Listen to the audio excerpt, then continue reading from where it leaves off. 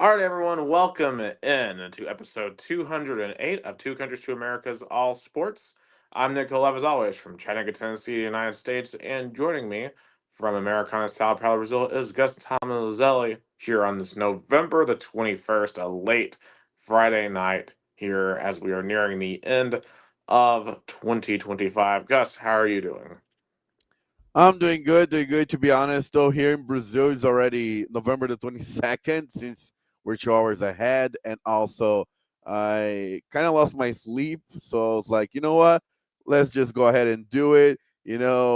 But since in the United States it's still November the 21st, and it's still a Friday, still counts as a week. I was thinking about like we're on a streak that impressive that we didn't miss like a show like in a week's time before big weekend, especially uh, like this big weekend of college football and the NFL, especially.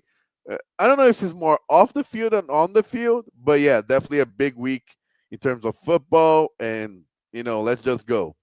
Right, and absolutely. With Thanksgiving weekend next weekend, we all know how big of a week is coming up next week. So, definitely want to continue to talk about all things football. And as you guys alluded to, perhaps the biggest piece of news is off the field right now. As within the past hour, On Free is reporting that they have offered Lane Kiffin a $90 million contract with $25 million per year for the um, for NIL for the roster construction every single year. Now, we saw a statement earlier today from Ole Miss's AD Keith Carver, who said that Lane Kiffin will coach the Egg Bowl next Friday. Ole Miss goes to Starkville to play Mississippi State, as Ole Miss is off tomorrow. So Ole Miss is really one game away from finishing 10-2, from making the playoffs, and effectively with everything on the line here, right? Like Ole Miss could go to the playoffs with a win in the Egg Bowl. I mean, they will go to the playoffs with a win in the Egg Bowl. Um, Carver said that an announcement would come on Saturday about the future of Lane Kiffin. So Lane Kiffin, allegedly his family has been seen in Baton Rouge in Gainesville. Lane Kiffin's been kind of trolling on social media as he always has been, but clearly, Ole Miss fans seem to be very upset with the current situation. Basically, kind of saying like, "Look, it feels like you're not completely um, invested in what we're doing at Ole Miss right now, especially since this is literally about one of the best seasons we've ever had. This is the best chance we may ever have at a championship." And now this report from On Free. Now, granted, you do have to take the On Free reports with a little bit of a grain of salt. Now you gotta remember they're the ones who broke the Nico situation back in the spring, and they totally petered out to be correct. Like you look at a guy like Pete Nakos, like I trust what that guy says. Now Pete Nako did say earlier today that a decision has not been made by Lane Kiffin, so apparently there's just an offer sitting on the table from LSU, and Lane Kiffin is deciding whether or not he should take it. So, Gus, just kind of what would you say is your read on this situation right now? It's so funny how the tables have turned, right? Lane Kiffin in this 21st century, I'll say he's one of the most polarizing and the most like one of the most impressive figures in terms of coaching in football. Because if you think about it, you go back to the early 2000s, his meteoric rise, like if you think his resume from Tennessee Volunteers, USC, Oakland Raiders, and then his downfall, from coaching, and then his resurrection as offensive coordinator in Alabama. Then he goes to Florida Atlantic. Then he finally got a coaching job back at Ole Miss, and now he's one of the hottest commodities in coaching in football. Like how of a roller coaster of a career Lane Kiffin had in the last 17 years. Yeah, I mean, we do have to step back and and ask, right? Like Kiffin has had a very long career in football at this point. He's still a relatively young guy, but he's been in football now for over 20 years.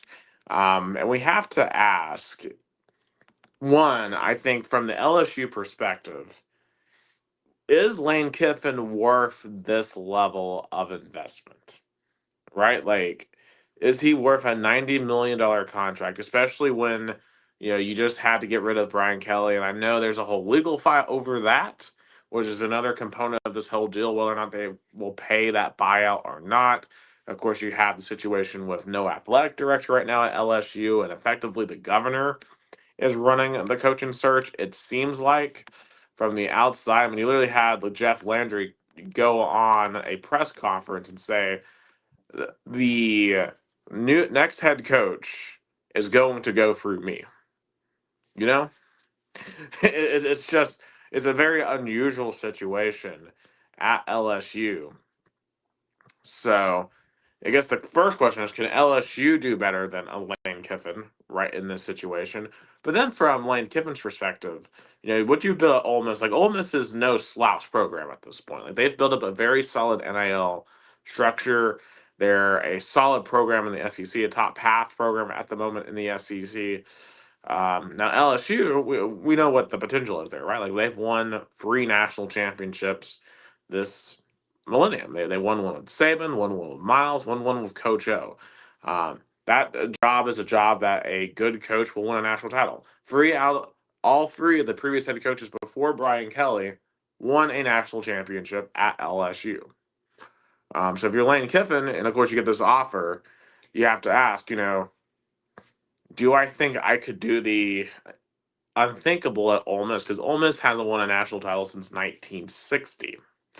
And of course, those were very different circumstances with Ole Miss in 1960, given the segregation and the political climate at the time. And obviously, Ole Miss kind of fell off after that for a very long time. But for Lane Kiffin, I mean, he is definitely the most in demand commodity. And,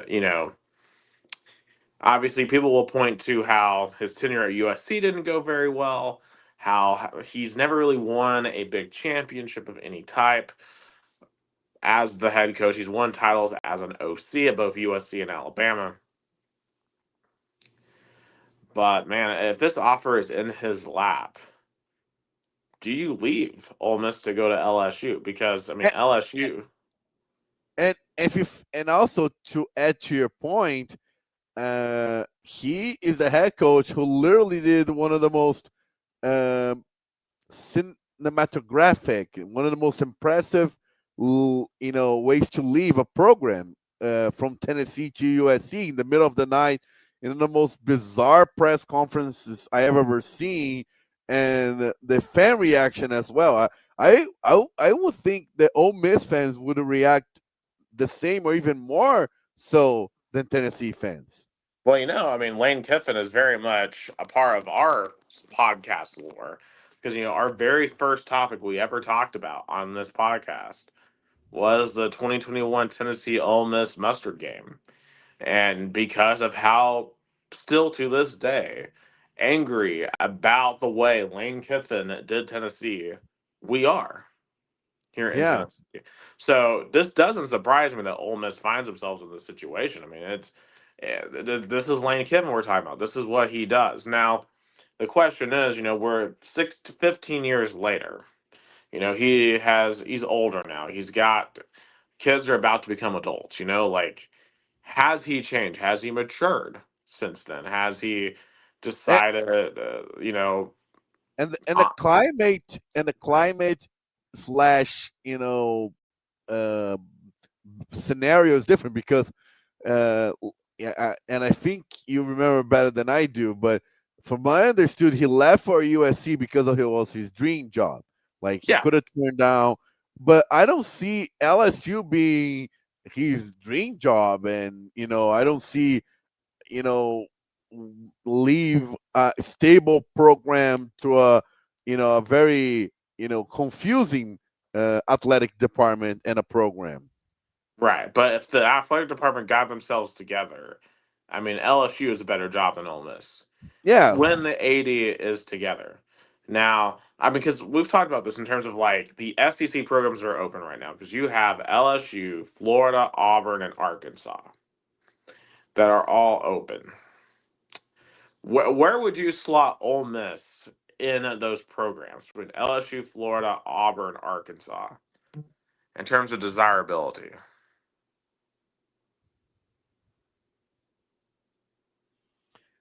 I'll definitely put LSU at first, and then right now I'll do Florida second, um, Auburn third, and definitely Arkansas fourth. Yeah. So where would you put Ole Miss in? If we had to slot Ole Miss somewhere there, where would you put them? Oh, definitely at first because whoever inherits Ole Miss is inheriting a program that has been on the top in the last 5 years. It's not like they inherited a So tire. right now, you would say you'd rather want the Ole Miss job than the LSU job. Um, yeah, uh, yes, because also if you think about it, but the LSU job is more complicated because the scenario in terms of stability in the football and athletic department at the Louisiana State University is one of the most hardest one I ever seen because even when Tennessee was with two complicated coach searches in a very short span of time, 2017 and 2020, the governors at that time, I believe Bill Lee was 2020 and Haslam was 2017. Yes. Both of them did not step in publicly to interfere in that process. And I have the governor of Louisiana literally saying he will interfere in that process. Yeah, I mean that's a good point, and Tate Reeves in Mississippi isn't doing that. Um, I mean, just and all bygones be bygones, man. Just LSU to me definitely has more money. I mean, you're in Louisiana, a better state recruiting wise, but Mississippi is obviously no slouch when it comes to recruiting, and clearly Lane Kiffin has proven has an eye for talent. I mean, he found Trinidad Chambliss from a Division II school in Ferris State in Michigan, so like clearly Kiffin has proven that he can find talent anywhere he wants. I guess the question is Kiffin more likely to win a national title if he stays at Ole Miss, or is he more likely to go win a national title if he decides to pivot to to LSU? Is the question, or even like Florida. But it seems like at the moment Florida is out of the conversation when it comes to Kiffin. I know there was reports that Florida was talking to John Summerall, but apparently those have kind of wested away. So right now we don't really know where Florida is on their search. Yeah, and it's a very. That's why I really feel that in this current scenario of college football, it's very unproductive to fire a coach mid-season. I think it's one of the most stupidest thing ever because even here in Brazilian soccer, that we in the Brazilian sports media criticize, the coaching carousel, it's not productive to fire coaches during the season. Right now in college football, that has a way less games than the Brazilian soccer season. Why would you fire a coach mid-season and become a distraction when you can literally, you know, endure a coach during the season, even if it's not going well, and then by January, okay, now let's figure it out. Let's see who's on the market without any distraction. Yeah, and this whole season's been a distraction, especially when you have teams firing people um, free. When you fire people after week 3. Now, yeah, another team that could enter this fray soon is Florida State. And, they're playing right now at NC State. They're down 14-11 right now, and they were about to get the ball back with 2 minutes left, and they muffed the punt. The punt went off Florida State's head, and NC State got the ball back. So, I mean, I don't know how Mike Norvell still has a job at this point, to be honest with you. Uh, it seems like that job will be open very soon. But anyway, I digress. Oh yeah, yeah. I guess Florida State is taking my advice. They're like, why would we fire Mike Norvell during the middle of the season? Let's endure him. I mean, I think it's unlikely they're gonna be Bowen eligible because they're still in the game right now, and then next week they're gonna face Florida. So I guess there's somewhat a chance to be bowl eligible. But even if they lose those tonight's game and next week's game and not go to a bowl game, then okay, let's make a decision. I think all the teams that fired their coaches mid-season overreacted, and because none of them found a solution during the season. That's why I want you to understand of all these college football programs that fired their coach mid-season, why did they do it when they knew they were not going to find a replacement in the next week or so, and then having to endure a season nonetheless because they still have to finish the 2025 season, but also have to focus on finding a coach and become somewhat of a distraction. I think it's because of early signing day, in my opinion. Because of the fact now that because signing day used to be in early February, and now they moved it up to right before Christmas, and it's too crowded. The schedule's too crowded. It's too complicated, and obviously these programs they want to go out and get a coach as early as possible. Like look at Virginia Tech. Obviously, they went out and they fired Brent Pry after week 3 and they've come out now and they've been able to hire James Franklin here in the middle of November. So now Franklin has a whole month to get a recruiting class together at Virginia Tech, and that doesn't even count what he might be able to get for the transfer portal. And I think that's what a lot of these other teams are trying to get too, like LSU and Florida and all these other teams here in the middle. Like for Florida State, if they were to fire Mike Norvell now, they're so far behind in the search for that. Like literally, a lot of people were thinking like, oh, James Franklin would probably love to go to Florida State. Well, newsflash, you're not going to get James Franklin because he's already taken another job. So because you've waited so long to enter into the fray.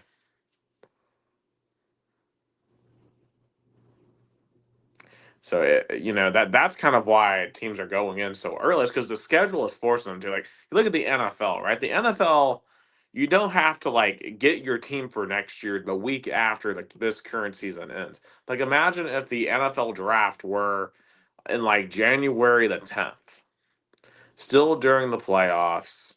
You know, like you would have to fire coaches mid-season. Now, granted, I know we've seen like the Titans do it and stuff like that, but professional football is a bit different in terms of you know expecting better results from professional athletes.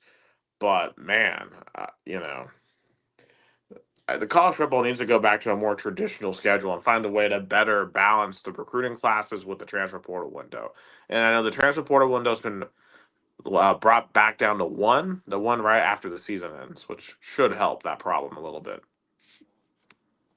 Yeah, I mean, you brought up a great point. Of I think there shouldn't be any because it's so funny. Like, the NFL has very clear off the field schedule in terms of draft, uh, free agency, trading deadline. It's very, it's not complicated at all. Like fans know all the dates. Coaches. I never heard a recent complaint of a coach complaining about those dates in terms of draft, free agency, trading deadline.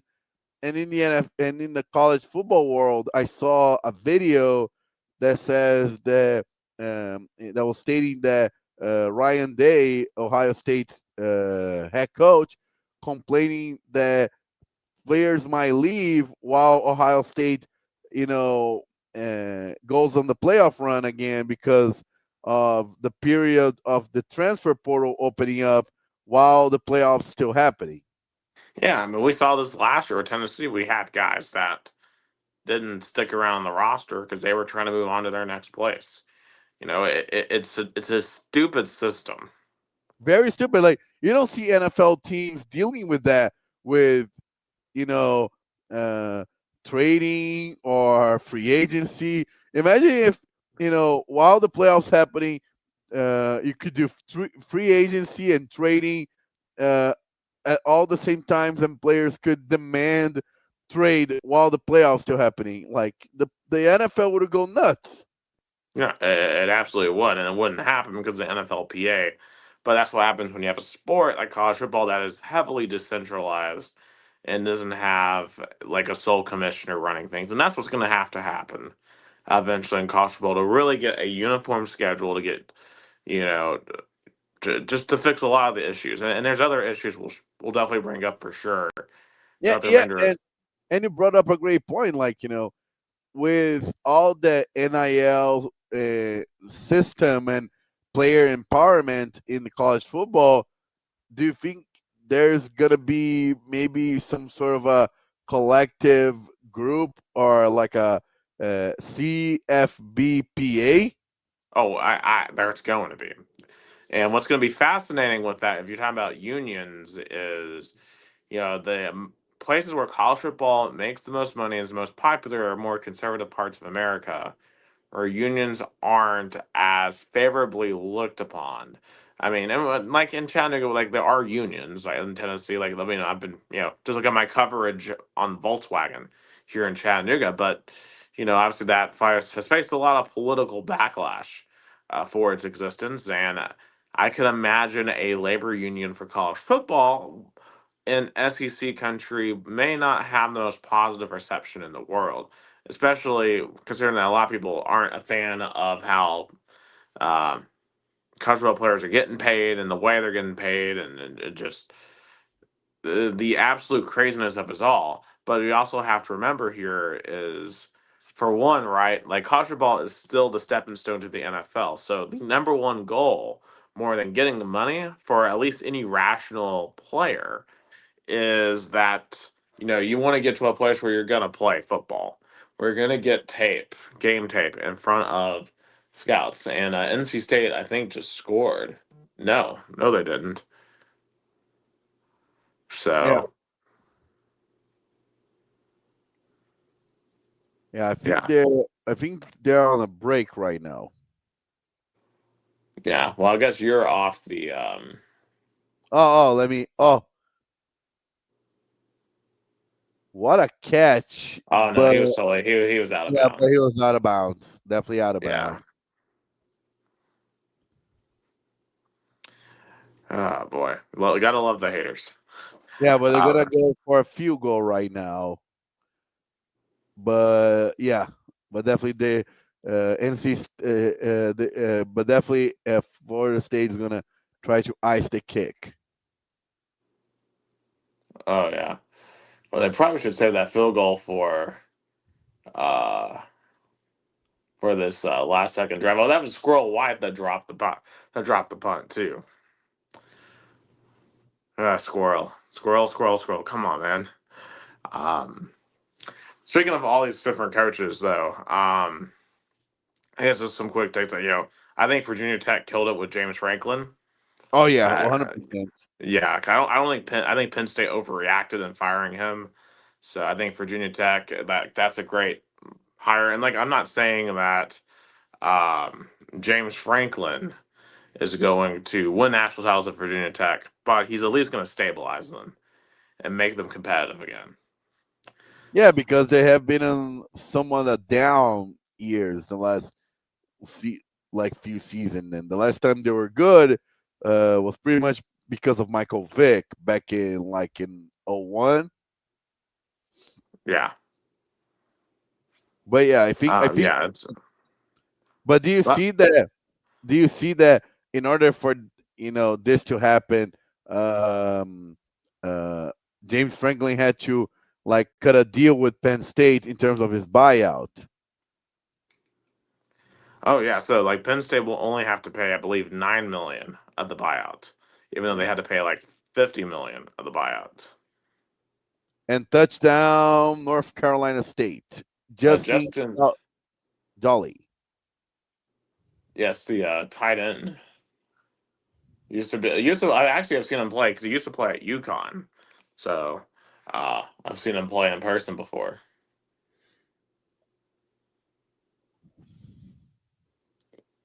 I guess pretty much now it's done for Florida State, even though they, it's- I guess they have two timeouts, but a minute 47, and they have to score twice. So Yes, things doesn't look absolutely. good for Mike Norvell. Yeah, you gotta wonder if this will be it for him. But it feels like we say that after every loss, and he just never is. I think this will be like 6 out of 7 losses for Florida State. Just a disaster again for the Seminoles. Um, Also, the rumor that kind of flying around today is apparently Penn State is going to make a serious effort after Kalen DeBoer. Now, these are all kind of rumors flying around, conjecture. I don't. I would be shocked if DeBoer would willingly leave Alabama to go to Penn State. Um, but let's just entertain the idea that he did. Like, I mean, is there any reason that he would leave Bama for Penn State? Is it maybe that he doesn't like the pressure of Alabama, maybe, or something like that, But clearly, I mean, this year has gotten better for him at Bama so far. Now, obviously, next week in the Iron Bowl could completely derail everything. But after that opening week loss to Florida State, I mean, DeBoer's done a really good job this year in getting Bama to be a playoff team. So I don't know why he would leave Alabama to go to Penn State. It's just it's a ridiculous notion. But if he were, and this is when it kind of circling back to the Lane Kiffin thing. Let me just pause to you a crazy scenario. If DeBoer leaves to go to Penn State, what if Kiffin spurns LSU to go to Alabama to be the head coach? And then Kiffin has to come to Neyland Stadium next year as the head coach of Alabama. I Then is another ball game, but I think it would be foolish for Kellen DeBoer to leave the Crimson Tide to go to Penn State. It would be foolish. And then, but do you think maybe is what Nick Saban alert a couple of years ago in terms of NIL money and to build a roster? Maybe he has a better opportunity at the Nittany Lions compared to Alabama. That's, I guess, the only scenario I could see because you know uh, he's doing as you said, a fine job. This season, of course, they start with a loss against Florida State, and then it felt like they were gonna go uh, back on track, but now they lost to Oklahoma, which I called, and now it feels like you know if they don't win against Auburn, then their season is pretty much on the line, and I guess they're gonna be. But I guess it would be funny because then if Bama loses the Iron Bowl and pretty much again be out of the playoff. I guess also there's a chance of Kellen DeBoer be questioned or even maybe consider not to stay, or it'll be I mean, crazy. if he loses the Iron Bowl next week to this Auburn team, that costs him another playoff appearance. He'll be on the hot seat next year, Yeah, and that's unfair to him, I would think. But we're talking about Alabama here. he's like next week is the most pressure he will ever have as the head coach of Alabama, and Florida State just turned it over again. Oh man, Mike.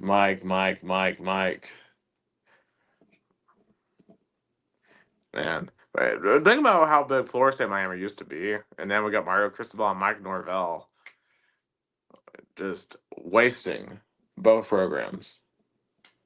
Yeah, and they at some point they were, on the top of the season, but definitely not right now, especially the the school in the north in Tallahassee.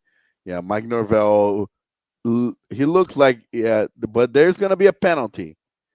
They're gonna review something. Yeah. Um, but anyway, I seriously doubt that happens, but man, that would be something. And one more off the field piece of news here in Tennessee. Boo Carter, the saga of Boo Carter, of course, obviously in the offseason. He didn't show up to offseason workouts. He almost got kicked off the team then, but Coach Heupel allowed him to come back. And let's be honest this year, he has sucked this year. He's not been good on defense. At punt return, he's muffed several punts. And it really, I think, came to a head in the Kentucky game where he just clearly gave up on a couple of plays. And, the past couple of, Oklahoma didn't play a single defensive snap in that game. And this past week against New Mexico State, he just no showed. Did not show up to Neyland Stadium for the game. And adios, he is gone. Um, Another player saying sayonara. And, you do have to wonder if maybe letting him back on the team in the first place this year was a mistake, right? Because I mean, Bukar obviously is a very talented player, was all SEC freshman last year. But if you're gonna have a guy that's not completely bought in, is that worth it? Yeah, but first of all, shout out to Alison D'Ameto saying saying good night. Say a shout out, and also jokingly said, "Yeah, here in Brazil, it's uh, uh, the uh, the podcast after dark." Yep, He it's after follows them. dark. Pac-12 after dark. Yeah, Um, the two countries to America's all sports after dark. And shout out to also my grandmother Emilia Camargo watching us as well. But yeah, I feel sad. First of all, Book Carter was a player that I was rooting for, especially because I ended up, meeting him in person. When the players were, walking to the stadium in Orlando, I got to take a picture of him. So, definitely, I was rooting for him. But it's a pity. Sometimes players, don't fit in well or in a system or a coach. And it feels like that's what's happening the last couple of weeks between him and Josh Heupel. yeah. Yeah, he just didn't want to be here. So you just gotta, and he just kind of say that like, oh, I was injured, and his mom was. Oh, and I want to say this too. I think we need to be very careful with these athletes who have over involved parents in terms of like trying to control everything. Obviously, I want every person to have heavily involved parents in their lives. I'm not saying I don't want them to not have heavily involved parents. What I'm saying is I don't want to have a situation like Boo Carter's mom, who's openly trashing the team the entire season on Facebook and then like blasting his medical records and trying to claim like, oh, everyone's a liar. And it's just like, dog, like you realize you're tarnishing your own son's potential because no serious D1 program is going to go get Boo Carter. I mean, maybe Colorado will, but they're not a serious D1 program. And this whole situation is tarnishing his future. Like Boo Carter is an NFL caliber talent who just is not going to he's gonna not see his full potential, kind of like Nico, because of bad advice from a parent. Yeah, I think there's a difference between being involved in your kid's life emotionally, giving advice, and another thing to be a helicopter sports parent. That's the worst kind of thing. Like, when you try to make decisions for him, but also protect him in a very damaging way. Like, being an enabler. Like, when you are an enabler that, say he's perfect and everybody's wrong, then you're literally damaging your own kid. Yeah, but you said it perfectly. You absolutely said it perfectly. So it's just unfortunate to lose another talented player, but we'll find someone else to play. Someone that hopefully will be a part of the team. All right, let's get into some actual football here instead of all the off the field stuff. Of course, the football playoff rankings, not too much change, and I can't really share because of Okay, hold on. I'll I'll share 1 second. yeah, but Ohio State, Indiana, Texas A&M are still the top three, but the change here is that Georgia now is number four, and your four hosts right now are Texas Tech, Ole Miss, Oregon, Oklahoma, with the four road teams being Ala- Alabama. Okay, Notre Dame would be at Oklahoma. Alabama would be at Oregon. And they keep on putting Miami at number 11, but they're not going to make the ACC title game more than likely. So that's probably like Georgia Tech at Ole Miss. And then they've got Tulane as the number 12 seed at Texas Tech. And what's fascinating here is that Tulane, obviously Tulane is the highest rated G5 team. There's a lot of momentum building now for James Madison. James Madison only has one loss. I've got the best record of any G5 team out there. James Madison's issue is they don't really have any good wins on their resume. Tulane does have some good wins on their resume. They do have more losses. They do have one more loss, but they're also in the American Conference, which is a harder conference. And we have to kind of get into and this will become a debate of can James Madison overcome the American champion, whether that's Temple or Memphis or Navy, can they overcome that team? And for me, I think if James Madison wins out, and am I looking ahead? In my underrated game of the week, I've got Washington State at James Madison. I think that game is critical for James Madison. They don't even need to win tomorrow. They need to win by a lot. They need to put up some style points. They need to prove that because Washington State's one of the hardest teams they'll play all year. They need to prove that they're worthy of a playoff spot. And so funny, tickets are very low. They're going at $16, and it's a very critical game for their playoff aspirations. Oh, Yeah, 100%. Yeah, to kind of prove where they are, and obviously last week they only beat Marshall 35-23, and do you want to put a team like that at Texas Tech? Like that's asking for a lot. Their only loss of the year was at Louisville by 2 touchdowns. So, you know, their wins were Weber State, Liberty, Georgia Southern, Georgia State, Louisiana, Old Dominion, Texas State, and Marshall, and Appalachian State. They finished off with Washington State and Coastal Carolina. Like it's not a murderer's row schedule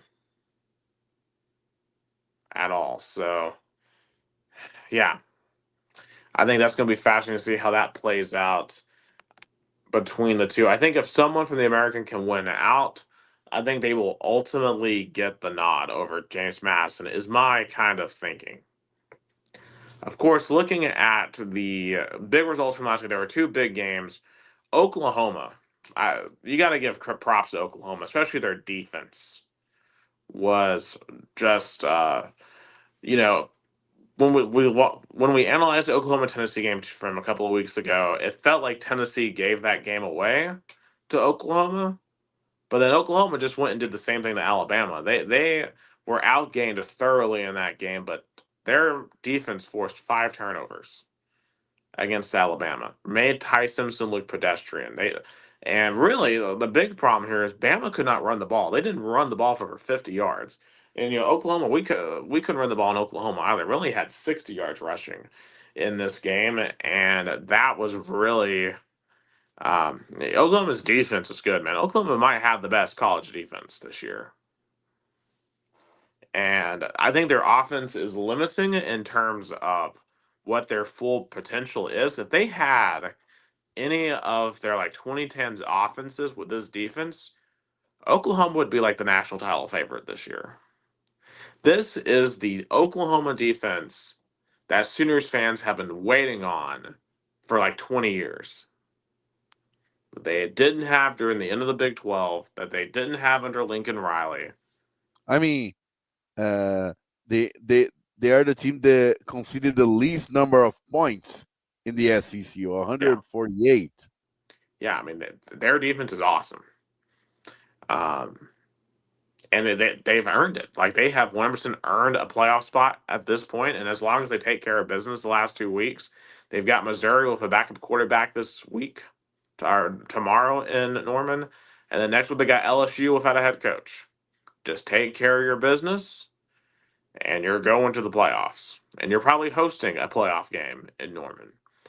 And I think for Brent Venables, like it's a statement season. It's Yeah. proof that he can get it done as a head coach.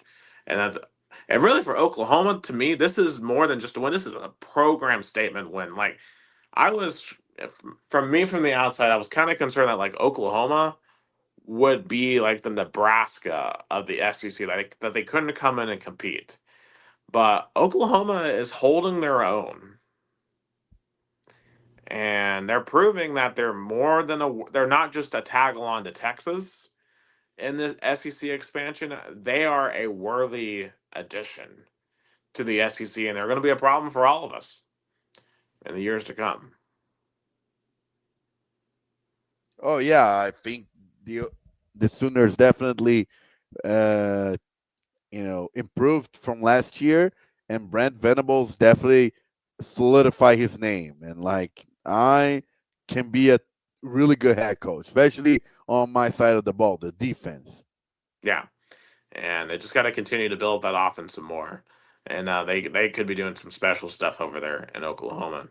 Also, for speaking of the inverse Oklahoma Texas, what a disaster Saturday night was in Athens for Texas. I mean, it's one thing to lose in Athens. It's one thing to get blown out though, 35-10.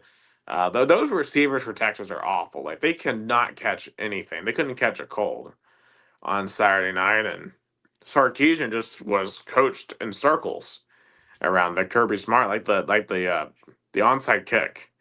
Just a complete disaster by Steve Sarkeesian. And this goes once again. I've been critical of Sarkeesian for a reason. He has as much talent as anyone, and he's been thoroughly outcoached numerous times here. Thoroughly outcoached by Matt Patricia at Texas. Thoroughly outcoached by Billy Napier. Thoroughly outcoached by Kirby Smart. Just um, and Texas is not going to make the playoffs this year with 3 losses, even though they were projected to be like one of the best teams, a national title contending team. All systems failure for Texas this season. Obviously, we talk about how Tennessee, it feels a little disappointing, but like going into the season, like we knew it'd be rebuilding, like not, we didn't expect to be a national title contender. Texas expected to be a national title contender this year. And the fact they're not even going to make the playoffs, I mean, that's got to be very disappointing. Oh yeah, 100%. Especially with all the expectations with Archie Manning in the preseason, they were discussing if he's gonna go pro after the end of the season or not. He's gonna be on the top of the board in the draft. Now I see him as like a fifth or sixth rounder, and also for Texas. Uh, the loss that derailed their season was losing to Florida on the road, because losing to Ohio State and Georgia on the road, it's kind of, you know, understandable. Then they would have been 8-2 with still big chances of going to the playoffs, but that Florida loss derailed their season. Well, absolutely. An unacceptable loss for Texas. All right, let's go to some Week 13 picks. Of course, I mentioned Washington State at James Madison is an underrated game. Did you have any other underrated games? My underrated game, I I mean, it's kind of, you know, The schedule sucks this week. It's yeah, awful. yeah. But I was gonna say Notre Dame hosting Syracuse is another underrated game because it's completely Notre Dame have to take care of business, but Syracuse can be a tricky team. They can be. And Fran Brown's a really good coach. He's been a little handicapped, or been handicapped this year of injuries, but that is a tricky spot. It could be a trap game for Notre Dame. And while on that topic, Gus, I'm so glad we're going to 9 games, and I hope this whole cupcake weekend in November is dead after Yeah, this year. This is the second to last week of the season, and it feels like half the top 10 is playing cupcakes, like not meaningful games. Like this is ridiculous. Um, I think the SEC like this week as more like preparation for rivalry week. I think that's kind of the outcome because At if you this point, you're every athlete on here is getting paid basically in NIL money. I don't care about that anymore. This is an entertainment business. There's 2 more full weeks of college football, and one of them is effectively nothing. Um, because if you think about it, in the other conferences, you'll find interesting games. For example, I think the biggest game of this week is Oregon USC in the Big Ten. But you also have Georgia Tech Pitt, also in the ACC, which is an interesting game. Uh, you also have, the only ranked game in the SEC that is somewhat interesting is Oklahoma, Missouri. yeah, just done. But speaking of the cupcake, so for my upset alert, I am going to go with Coastal Carolina over South Carolina. I think the South Carolina disaster last week, blowing a 30-3 lead to Texas A&M, which by the way, man, wow, how way to save the season, Marcel Reed and Texas A&M. Way to save your season Even because even though if they would have lose that game, it wouldn't derail their season because it's not like in the old days that one loss would have, you know, be detrimental. Like Texas A&M is in the same category if you think about it, like Indiana or Ohio State, that they can lose right now and still be fine. I mean, very true. But I just think from a momentum perspective, they needed to come back and win that game, and they did. And I think for Shane Beamer, it's the beginning of the end for him in South Carolina. To me, like this season for him. Remember, South Carolina was a preseason top 10 team, and I thought they had a chance of making the playoffs this year, and it didn't work out with Lenore Sellers. It hasn't worked out at all. I mean, shocking how much it's fallen apart for South Carolina. Anyway, first game up, we have Kentucky, who's won 3 straight games. They've won 3 straight games, Gus, at number 9, Vanderbilt, Number 14, actually. number 14. Yeah, yeah, they're number 14 in the college football rankings, 12 in the AP, but yeah, Vandy definitely is a do or die game. They have to win this game to be alive for rivalry week next week to play Tennessee.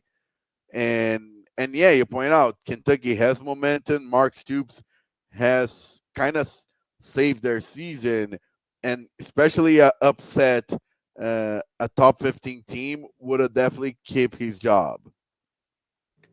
Oh, 100%. I think Marshy probably has done enough to keep a job at this point, but I'm not completely sure. It just definitely feels like this is probably the Kentucky Vandy game with like the most stakes. I mean, I don't know if these games really have that much stakes, but like this has legitimately like stakes in Kentucky Vandy. But you got to give them credit. There's stakes here, and you know what? I'm going to go with the upset. I think the moment's going to get to Vandy. Give me the Wildcats to pull off the upset on the road. Yeah, I'm gonna go with Vandy. I think they're gonna survive. I think it's gonna be a close game. eh, it's gonna be like a for a one possession game, but I still think Vandy at home will survive. Next game up in Cincinnati, we got the number 11 BYU Cougars going to Cincinnati. I think BYU will survive. I'm going to go with Brendan Sorsby and Cincinnati to pull off the upset at home. So I can tell I'm feeling tomorrow could be a chaotic day. Pitt at number 16, Georgia Tech. Huge implications in terms of playoffs and also ACC title game. Give me Pitt. I'm going to actually take the favorite here. I'll take Georgia Tech at home. I think Georgia Tech struggled the past few weeks. I think they settle in here, get a nice win. Now, one of the two ranked games, number 22 Missouri at number 8 Oklahoma. Give me the Sooners. I agree. Give me the Sooners as well. Um, I think this won't be particularly close. Missouri is not going to score very much tomorrow. In our game of the week here, we've got number 15 USC traveling to Eugene, Oregon in a Big Ten matchup. Um, this might be an elimination game for both teams.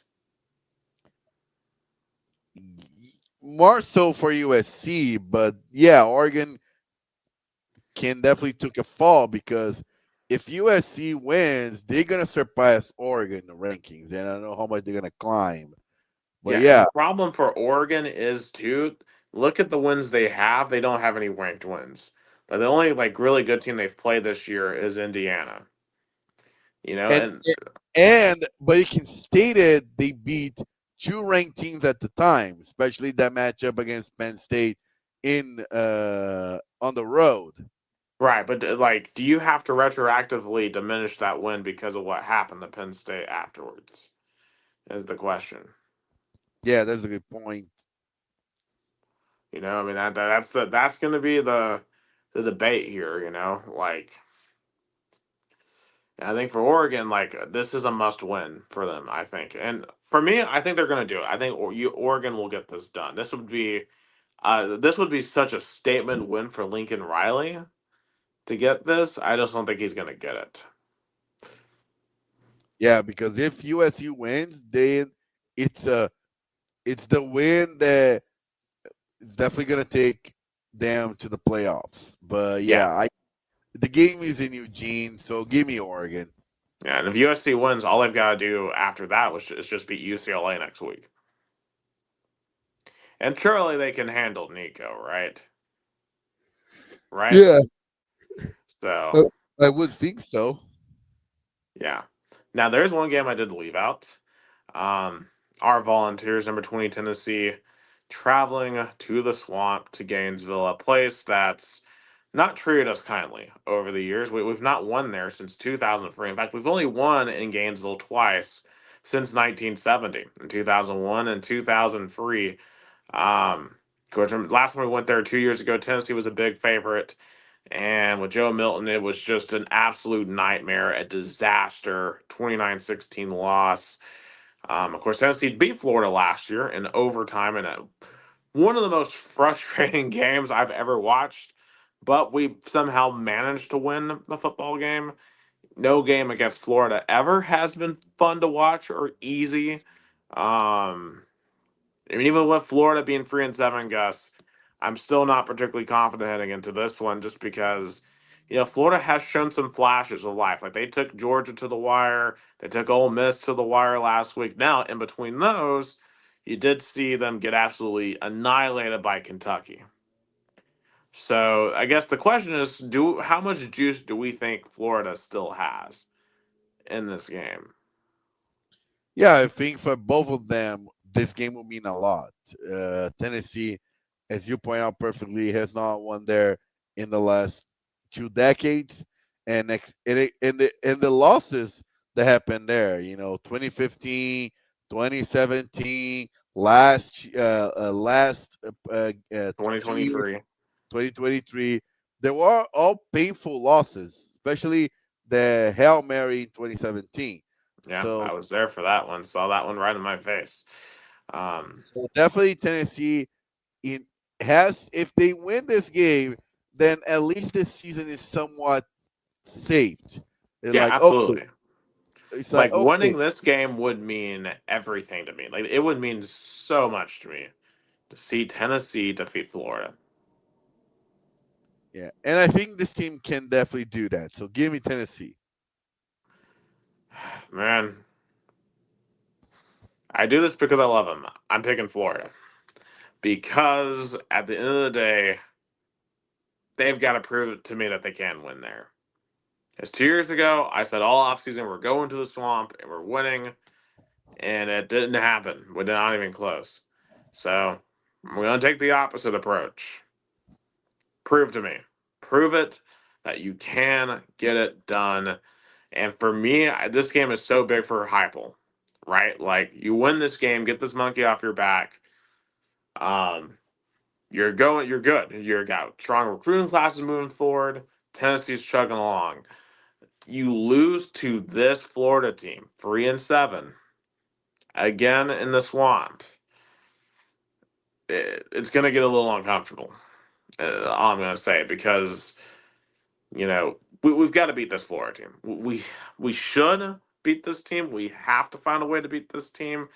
I need Joey to take care of the football tomorrow. I hope that we are able to defend the run fairly well. Now, Jaden Baugh, the running back for Florida, is really good. So I think he's going to get his. Can we prevent DJ Lagway from hitting big plays against us? J. Michael Sturdivant on the outside does concern me a bit, given our proclivities in terms of giving up big plays. But ultimately, right, like on our side, we got to run the ball better. Like we have not run the ball well in several weeks at this point. We've struggled to run. Like, can Deshaun Bishop get going? Can Star Thomas get going? Like these are the questions here that I have heading into this game, and I'm not very comfortable at all heading into this one. So I'm going to take Florida, and I hope I'm wrong. Yeah. And sometimes when you take the other, and remember how many times I took the Titans and then you took the other team and the Titans won. So hopefully this time will Exactly. happen. Hopefully it works here. Go Big Orange. Okay, let's go into some NFL here, Gus. Last night on Thursday Night Football, we saw the Texans completely dominate the Bills in a game that was kind of really surprising to see. But I mean, the Texans' defense, kind of like Oklahoma, the Texans are basically the Oklahoma of the NFL right now in terms of their defense is saving their season. Because I mean, they're having to start Davis Mills, and Davis Mills has won 3 straight football games as a starting quarterback because of the defense. And you know, if the Texans can kind of get their offense going at all, like, are the Texans dangerous? Like, how dangerous of a team are they? You know? I mean, I guess they can sneak in into a wild card because I think the I don't see the Colts losing the division, but they can be a dangerous wild card team. Now, keep in mind, they do have to play the Colts twice still. So the Colts and Texans have not played yet. So that race is not over by any Yeah, stretch of the imagination. But anyway, and for the Bills, I, I am kind of convinced at this point. I don't think they're a team built for the Super Bowl. Josh Allen doesn't have help around him outside of James Cook. His wide receiver core is not good. It's just not very good, and I think that's going to be very limiting for them in terms of trying to win a title. yeah, yeah. It's the you talk about the Bills, right? Yes, the Bills. It's so funny how do you think and the Bills is wasting uh, Josh Allen's talents? To an extent, yes. But then again, Josh Allen is low key a little bit of a turnover machine. So, it is kind of on him as well. But at the same time, he doesn't exactly have the best cast around him. So, in any case, it just, big one for the Texans last night, obviously. And kind of looking back at last week, probably the storyline here: Shador Sanders got thrown in the game because of the Dylan Gabriel injury, and he was only 4 of 16 for 47 yards. It did not go well. Two turnovers, and he's going to start on Sunday versus the Raiders. Um, yeah, I think we see why Shador Sanders wasn't playing yet. He's not ready. Yeah, and that's probably why people, I guess, validating the point why he was drafted so late. Because remember how much he fallen into the board in the NFL draft. But yeah, he's still a project. He still needs to be developed, I think. But he has potential. Yeah. Also, I think one of the other things going on here too is Kansas City on the ropes. I mean, they're down at 500 after 10 games. I mean, it's so weird not seeing them in the top of the playoff right now. I mean, they're not even in the playoffs right now. I mean, they're a game behind the Jacksonville Jaguars at 6-4, and of course, Jacksonville beat them, so they really have to win. They're really two games behind. I mean, how much danger is Kansas City really of missing the playoffs right now? Yeah, I guess it's not. I guess all those issues of last year's roster that Patrick Mahomes kind of masqueraded all came to life this season. And Right. remember how last year KC won a lot of games by so close, the one play differential.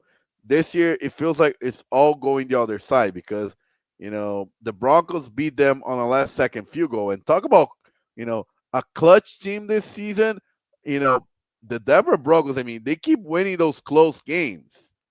Yeah, I mean, Bo Nix is that dude. Like, Bo Nix proved to me last week that he is the deal. He is the real deal for Denver.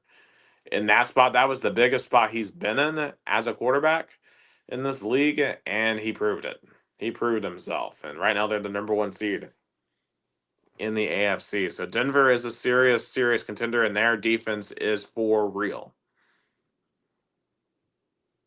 So, yeah. Shout out to Denver, KC.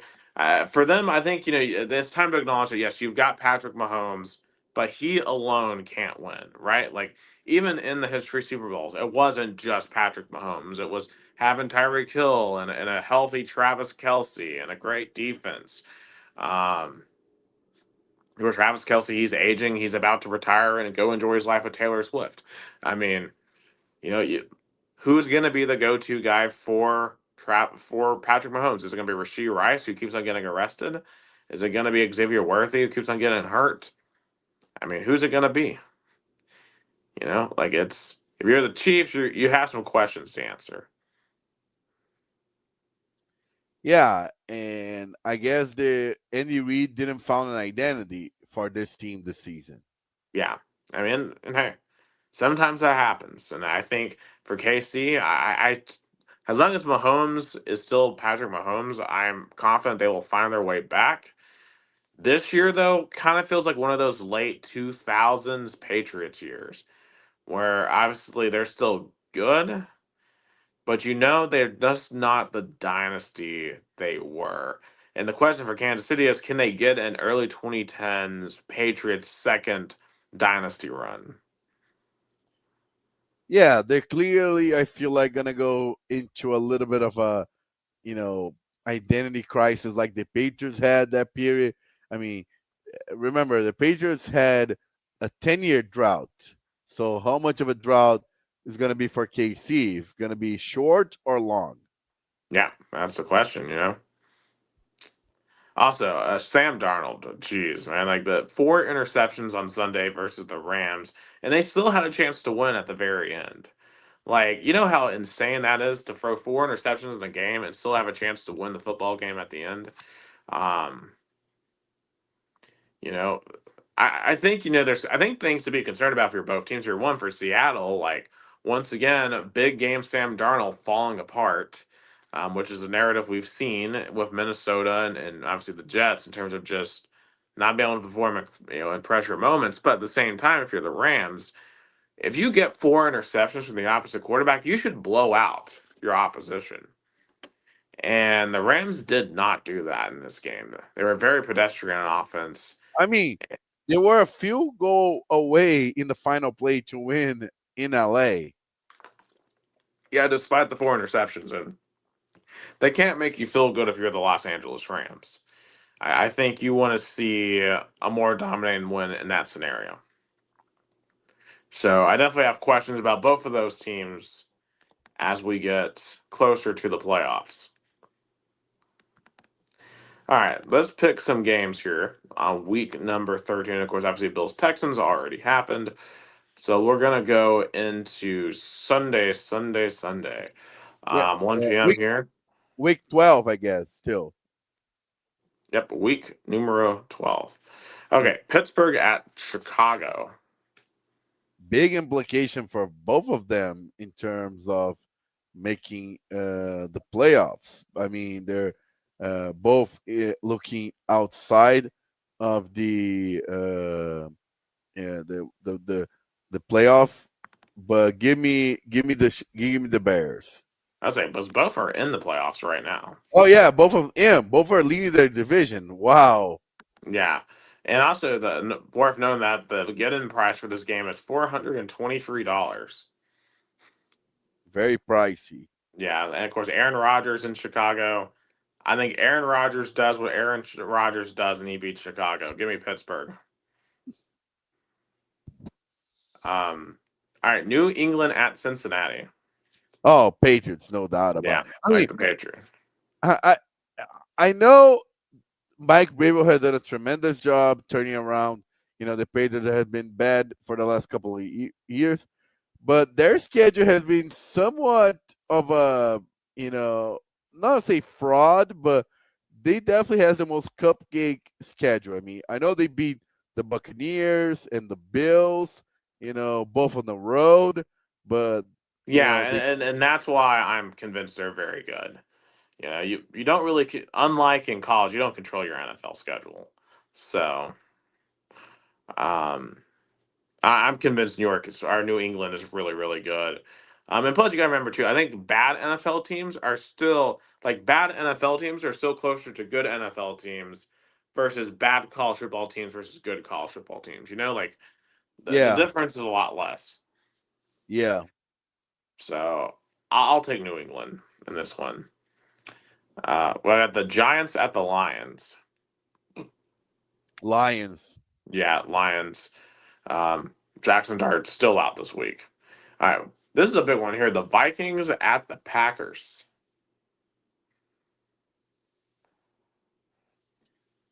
Packers. Yeah, I'll take the Packers. The Seahawks at the Tennessee Titans. The Seahawks. I want to say this too. We have the worst wide receiver core in the history of the NFL. Literally, Gus, heading into the final drive the other day against Houston, there we didn't have a single receiver over 18 yards receiving heading into the last drive. I mean, I Yeah, don't think I've season ever seen definitely. a. No, I was I've gonna never say seen a that season stat that line.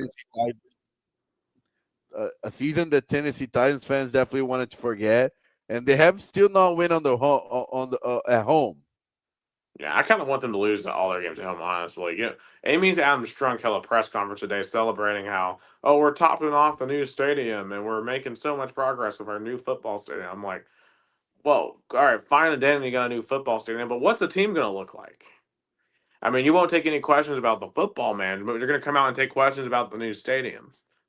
I mean, and you're going to show oh, the fans are, they're the heartbeat of our team. I'm like, well, why won't you face them when they're upset and they're mad and they're demanding better from the team? Because this is, once again, as I've said before, is the worst product I've ever seen in the NFL. It just is. It's an awful product. It's unwatchable. So anyway, I don't really care for the lip service from an owner that's so out of touch. Sell the team. So both of us picking the Seattle Seahawks. Yeah. Indianapolis at Kansas City. Yeah, I think that's definitely a do or die game for Casey. I think If they win, they're still pretty much in the fight. But if they lose, they're gonna go below 500, and then it'll be a really hard path for the playoffs.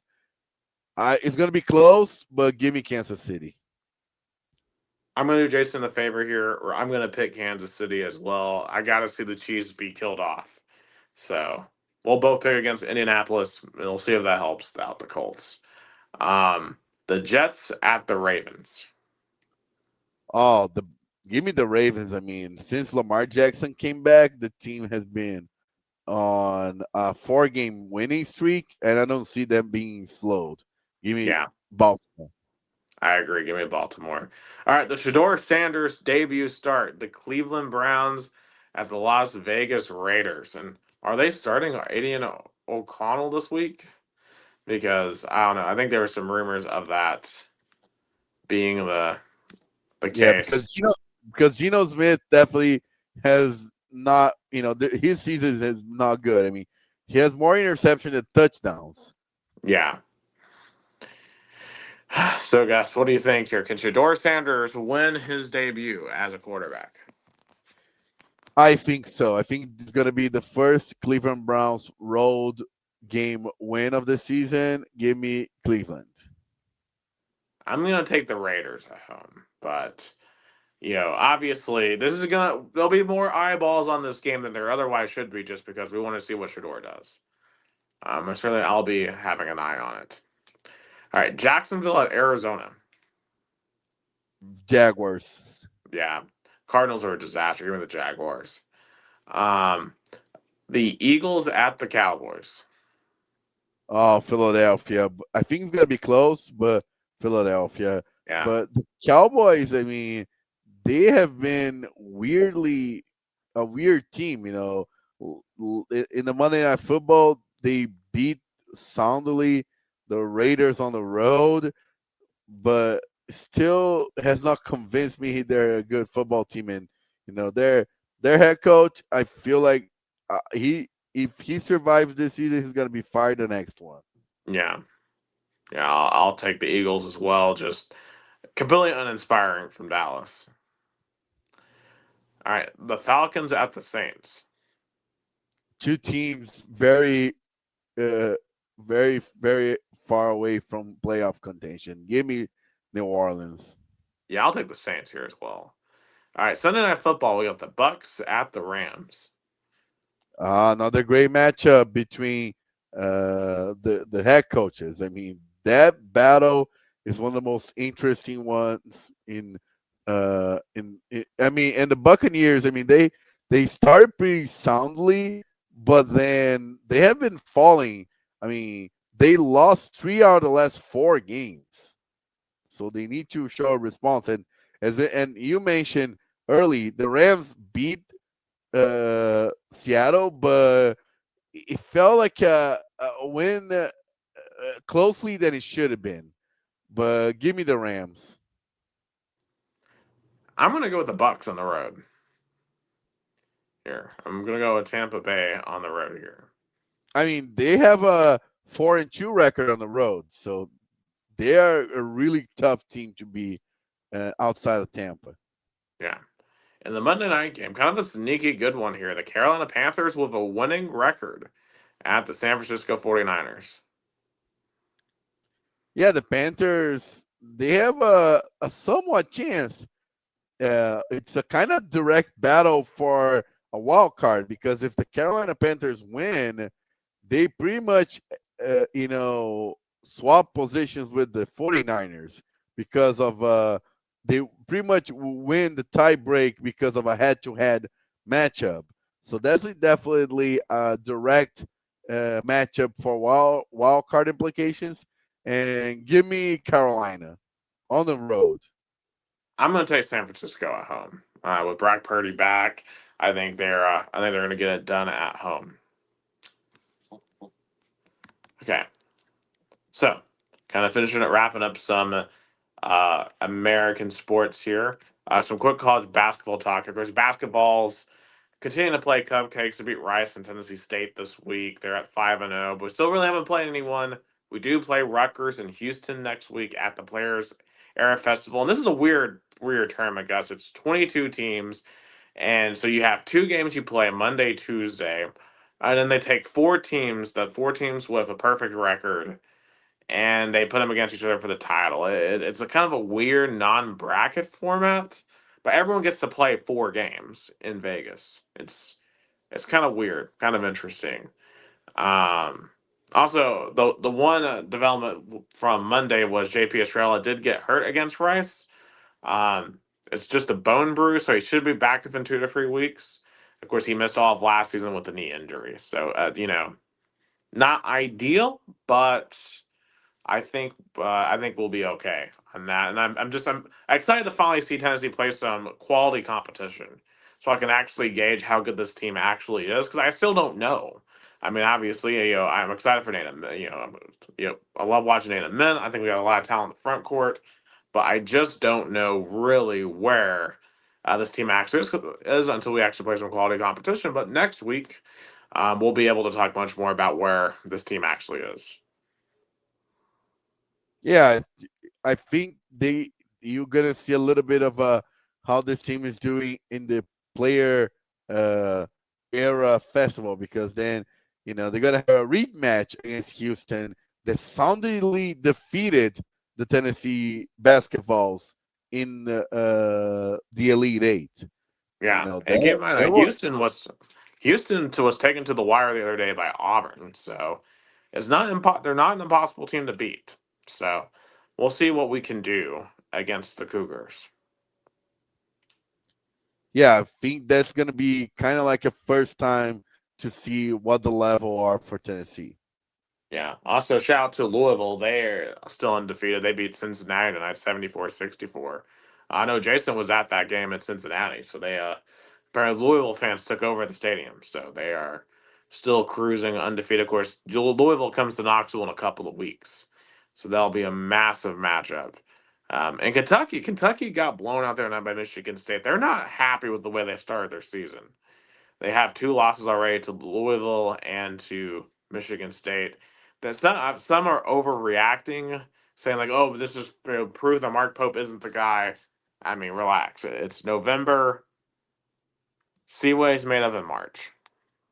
And also, you have to praise Kentucky facing, tough opponents in in middle November. I mean, we literally just mentioned couple of minutes ago how Tennessee has not, faced any good teams. Kentucky has faced twice. I know they lost both times, but still, though, it's not like in college football that those losses can affect your chances of a playoff. I think Kentucky Wildcats still have a long way to go to, find a spot in March.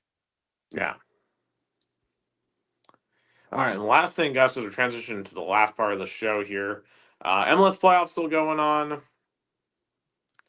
and Yeah, and the I, Miami saga is still going. I mean, there were no games from our last podcast to tonight because of international break, which, what a win by USA against yes, Uruguay. yes. Hey, look, I did not expect a 4-1 result versus Uruguay, but hey, we're 4-1 at half too. Yeah, Like, Pochettino, I mean, there's some juice there.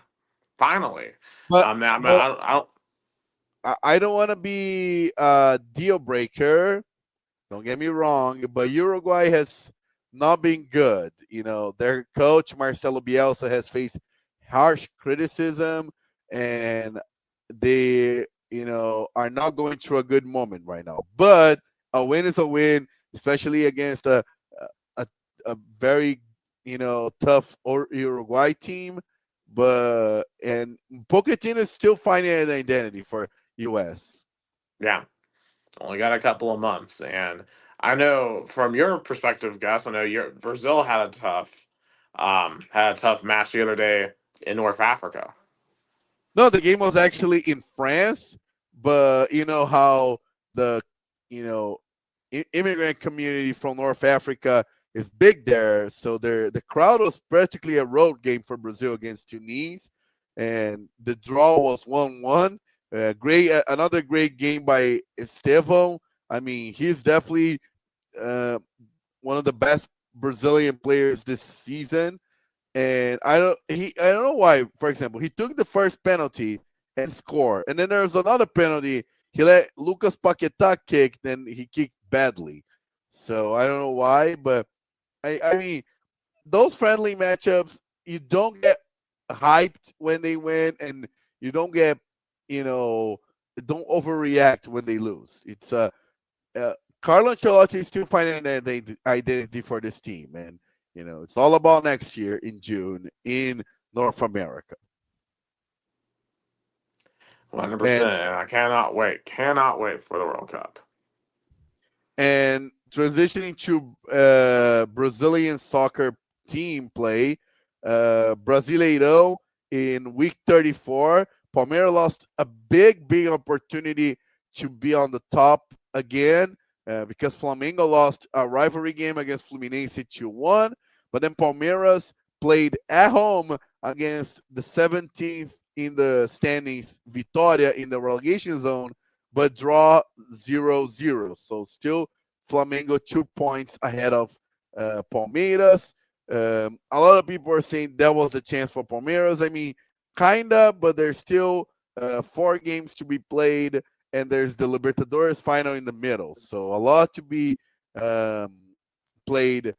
Palmeiras plays Fluminense on the road, and Flamengo plays Red Bull Bragantino at home. Both games, I guess. Now we can say for me and you tonight, this Saturday night. So I guess we'll see if who's gonna be on the top of the Brazilian standings after this Saturday's games. Also, today we have the Sul-Americana final. The Europa League of the South America between Atlético Mineiro and Lanús from Argentina. I would say Atlético Mineiro is a favorite. They have a really good roster. They haven't clicked this season, but a title I think is very possible. And last but not least, congratulations again to Mirassol Football Club, the story of the year. They secured the points to qualify for the first time ever to the Copa Libertadores de America. They're going to play in the top level South American Championship. Congratulations to them, a city of 60,000 people. And it's so funny, they're going to have to, one of the requirements for them to play in Libertadores is have a close international airport. So they have a kind of like a somewhat large city nearby, São José do Rio Preto, and they're gonna have to, find a way. And I guess there are, talks, even actions for that, for making São José do Rio Preto Airport an international airport. So teams they're gonna play against them can land there. But congratulations to Mirassol securing the points to go to Libertadores. Absolutely. And also shout out to Virginia and NC State for playing a game next year in Brazil as Oh well. yeah, that's true. Yeah, that's true. Yeah, they didn't release where it's gonna be, if it's gonna be in Sao Paulo or in Rio. I would assume it's Sao Paulo because of they're gonna, I guess, use the same stadium hopefully as the NFL games used for the last 2 years. So I can watch, but nevertheless, I'm glad college football is coming to Brazil. Hopefully, I can be there this time, but we'll see. But yeah, I imagine it'll Brazil. be a lot less expensive to go to a Yeah, that's college football true. game. That's fair. I'll be curious how much the tickets will be. Absolutely. But that's going to be a lot of fun for y'all. And so see Virginia and NC State down there. But Gus, I think that is all that we have tonight here on this very early Saturday morning. For Gus and Americana Sao Paulo, Brazil, I'm Nick here in Chattanooga, Tennessee. You've been listening to the only American and Brazilian sports podcast, two countries, two Americas, all sports. Have a great night.